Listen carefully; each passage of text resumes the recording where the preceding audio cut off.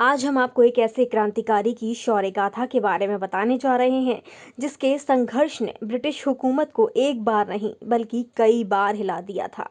आज 27 अक्टूबर को भारतीय स्वतंत्रता सेनानी शहीद यतीन्द्र नाथ दास की जयंती के मौके पर उनसे जुड़ी कुछ रोचक और अहम बातें आज हम आपको बताते हैं।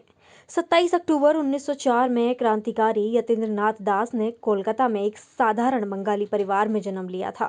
जब वह 16 साल के थे, उस वक्त गांधी जी ने एक असहयोग आंदोलन चलाया था, जिस आंदोलन में यतीन्द्र नाथ ने भाग लिया था।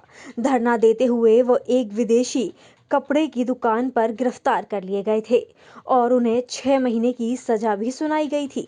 लेकिन चोरी चोरा की घटना के बाद जब गांधी जी ने आंदोलन वापस लिया तो उन्होंने निराश होकर फिर से कॉलेज ज्वाइन कर लिया था, जिसके बाद वह क्रांतिकारियों में शामिल हो गए। आपको बता दें कि इसके बाद लाहौर षड्यंत्र में वह छठी बार यतीन्द्र नाथ जेल पहुंचे थे।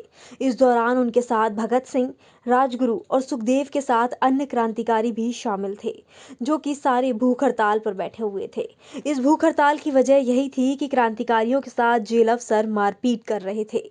लेकिन सभी क्रांतिकारी इस बात को चाहते थे कि इन सबको भी राजनीतिक बंदी बनाकर उनके साथ अच्छा व्यवहार किया जाए, जैसा कि सत्याग्रहियों के साथ किया जा रहा था। आपको बता दें कि सत्याग्रहियों को राजनीतिक बंदी माना जाता था। क्रांतिकारियों के साथ अनशन करने वालों में यतीन्द्र भी शामिल थे। अनशन शुरू करते हुए यतीन्द्र ने कहा था कि या तो जीतूंगा या मर जाऊंगा। ऐसा नहीं हो पाया। अंग्रेज अधिकारी आखिरकार अनशन को लेकर उनके आगे झुक ही गए, लेकिन तब तक अनशन के चलते यतीन्द्र नाथ की मौत हो चुकी थी। इससे यतीन्द्र नाथ की अनशन शुरू करने के दौरान कहीं दोनों बातें ही सही हो गई। वह जीत भी गए और इस दुनिया से रुखसत भी हो गए। अनशन करते करते जब वह मर रहे थे, उसी दौरान उन्होंने कहा था कि गोली खाकर या फिर फांसी पर झूलकर मरना तो बेहद आसान होता है। जब अनशन करके धीरे धीरे आदमी मरता है तो उसके मनोबल का पता लगता है। ऐसे में अगर वो मन से कमजोर है तो उससे भी यह कभी नहीं हो पाएगा।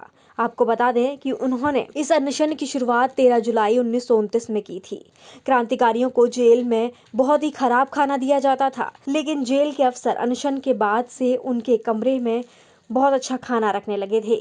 क्रांतिकारी यह सारी चीजें उठाकर फेंक देते थे, लेकिन यतीन्द्र नाथ को इन सब से कोई फर्क नहीं पड़ता था। वह उन खाने पीने की चीजों की तरफ देखते भी नहीं थे। जिसके बाद जेल के अधिकारियों ने उनका जबरन अनशन तोड़वाने की कई बार कोशिश की। क्रांतिकारियों के हाथ पैर बांधकर जबरदस्ती नाक से दूध भी डाला जाता था। यतीन्द्र के साथ भी कई बार ऐसा हुआ, जिससे उनके फेफड़ों में दूध चला गया। फेफड़ों में दूध भर जाने के बाद भी उन्होंने एक बार भी दवा नहीं ली।